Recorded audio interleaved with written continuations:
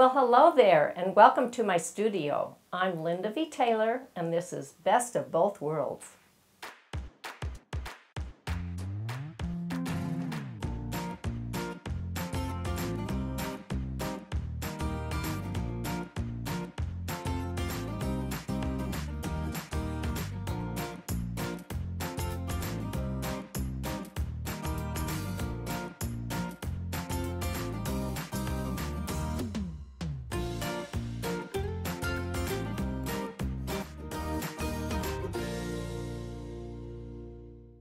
Sometimes I get a quilt that I just see freehand all over it, and my passion has always been freehand, although I have really learned to love the computerized quilting.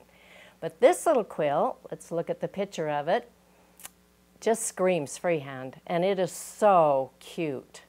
So let's get started on it. Constant now, I really like to do this design in constant because I move fairly quickly. And I like to do skies this way. There's many ways you can do skies, but this makes it more interesting. And so I'm going to kind of tell you and explain it as I'm going. I'm going to start here like this, and I'm going to come up like that, and down, make a nice curvy line. Now on the outside of that, I'm going to, of the curve, I'm going to come in and make sure that I'm far away. And on the inside, and the inside here, I'm going to be closer. So let's see how that goes. Outside, far away, inside, close. Outside, far away, and I'll do that a few times. Far away. That far away is going to get me off the quilt pretty fast. You see that? Come in really close and off. So now I'm going to just fill in this area up here because it needs to be completed. You'll be surprised that you just get to an area, you just know what to do. You really do. There. I'll come back over here, far away, closer, and while I'm in here, I'm just going to do a little pinwheel like that.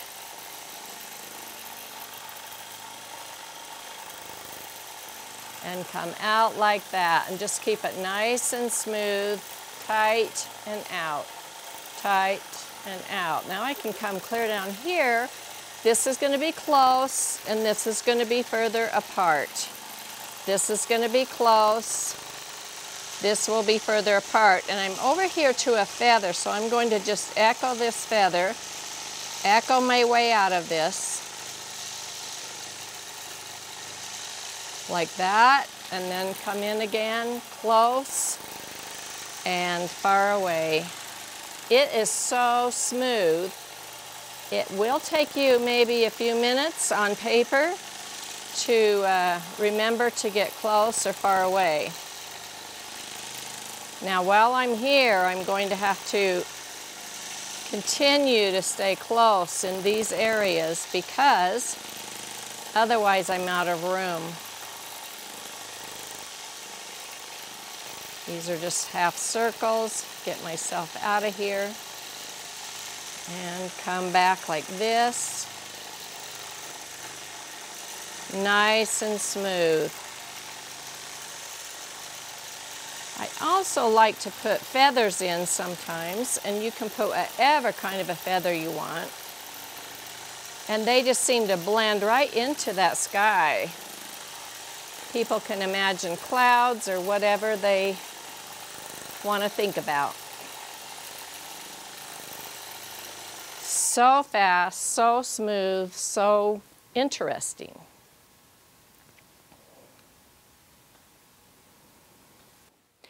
Here's a picture of another quilt that I have previously done. This one's hanging in my entry. I love this little quilt.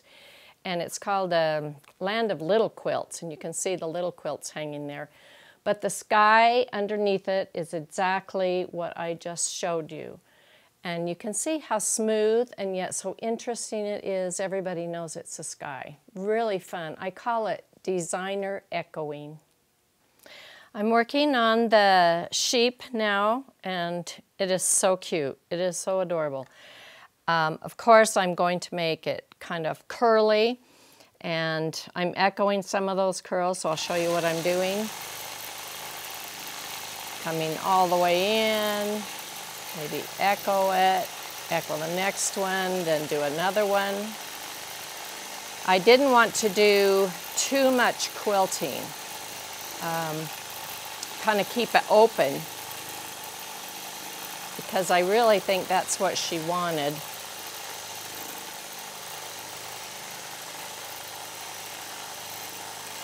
The mistake a lot of long armers make is not coming into the curl enough, making it more of just a curl and not a swirl.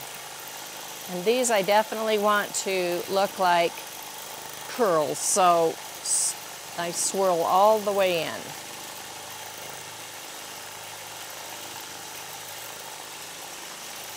All the way in, and then use my echoes to fill in wherever I need to.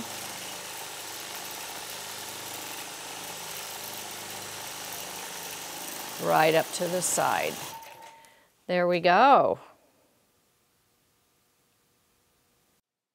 In all of the areas, the green areas, I really want this to look like a very happy field. I remember New Zealand and the sheep that we saw there, and they just had happy fields everywhere, long, tall grass. So the technique I'm going to show you is also one that you can use for fire or for many other things. So I really like it for grass.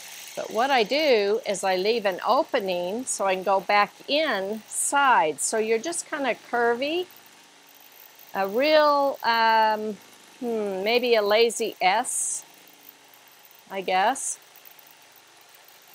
So you can go inside of that.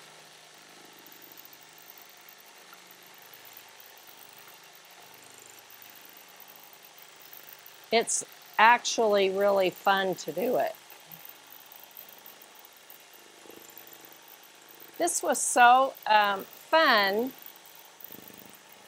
doing this on these hexagons, because you know I love Grandma's Gardens, but look at all the other things you can do with hexagons.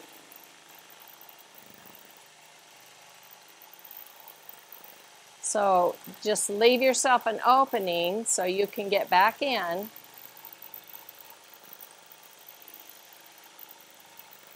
I hope you can catch on to that, because it's very fun. And of course you don't have to do it in constant. I'm doing it in constant because I really do tend to move faster with a technique like this. I think one of the hints I could give you would be to make sure when you get to the end of the line you're doing that you put a point on it. I think that's real important, especially for grass or fire.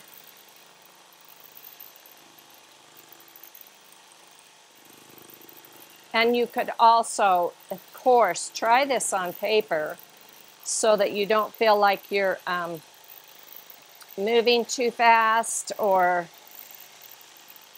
so that you have a little bit more of a rhythm to follow.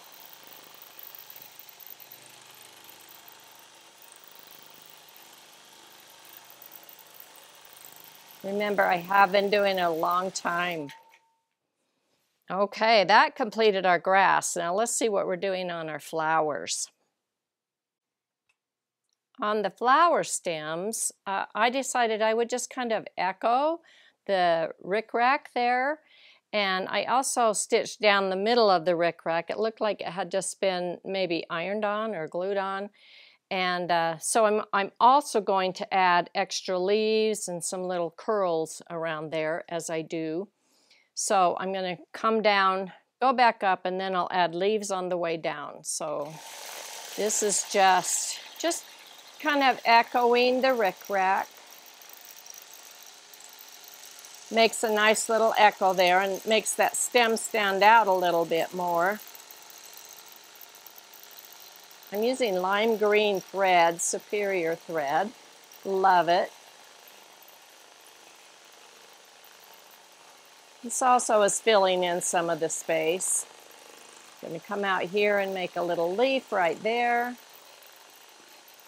Put some stems in that leaf. And then over this area, of course, definitely is a leaf. This one will really show up.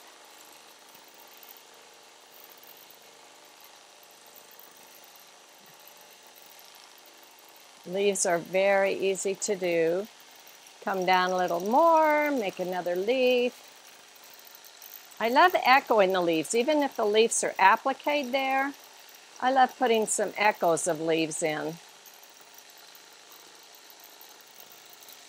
And I'm going to do some little curls now. Maybe come out like this. Come back and echo them. Maybe one more little leaf right here. Coming over here, I'm just going to complete some of this grass. I left it because I wasn't sure where it would need to be or stop.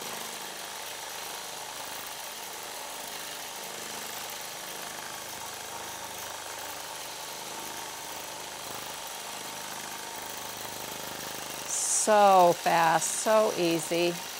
There we go. We'll go right back down to the bottom. I have already stitched in the ditch around the middle part of this flower, and now I'm doing a half circle over here, and then I'm doing a teardrop and a half circle and a teardrop,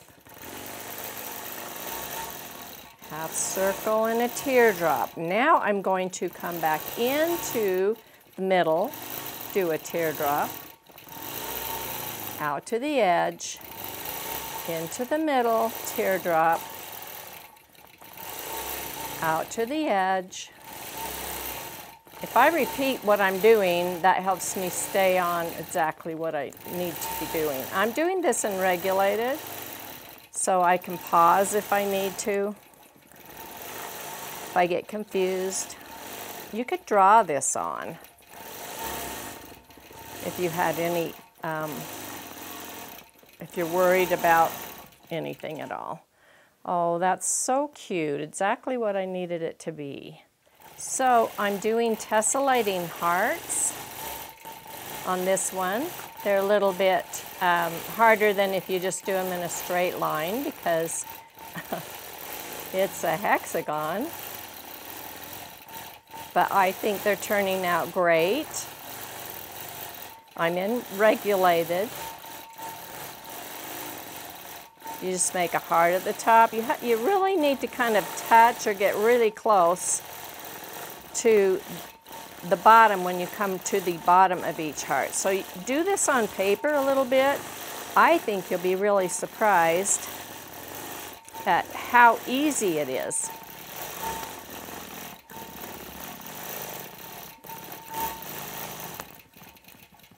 Oh, I think I kind of want to make this. I'll have to unpick a little bit there.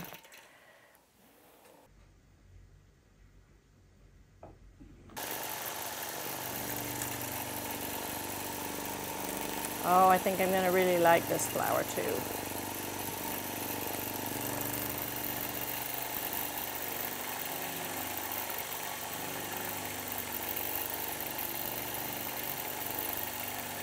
You can go over those as many times as you want. If you feel like you didn't get enough on it, do it again. Kind of like thread painting in that area. Let's see. See, I can go right back in through there before I go out. So I really want to fill that in, knock that down, and then what I haven't done is really going to stand out.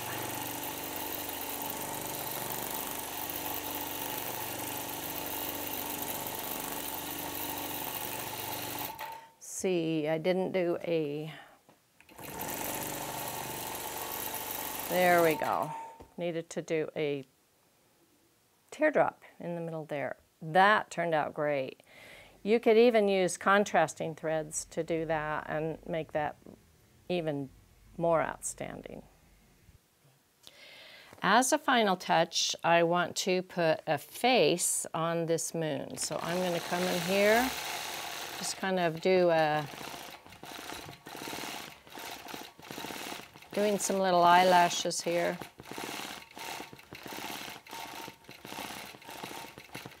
Back down here, put some down below.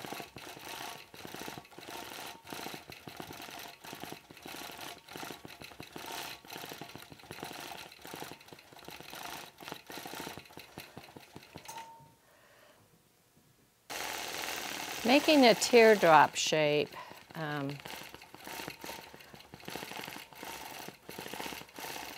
Just putting some eyelashes around. I'm in regulated. I'm using 14 stitches to the inch. I think I'm going to make just a round ball in there for the eye.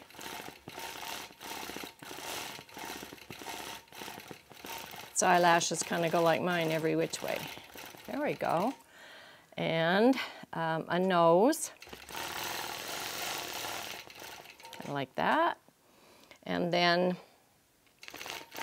let's give him a nice big smile.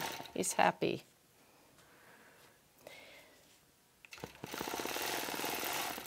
I have had so much fun with this today, and I know my friend Vanette will really love it. I think that the freehand really enhanced the quilt, just made it come alive. And I hope that you will not have too much trepidation when you go to do freehand. Just practice a little bit and you'll be able to do it. So thank you for joining me today. See you next time.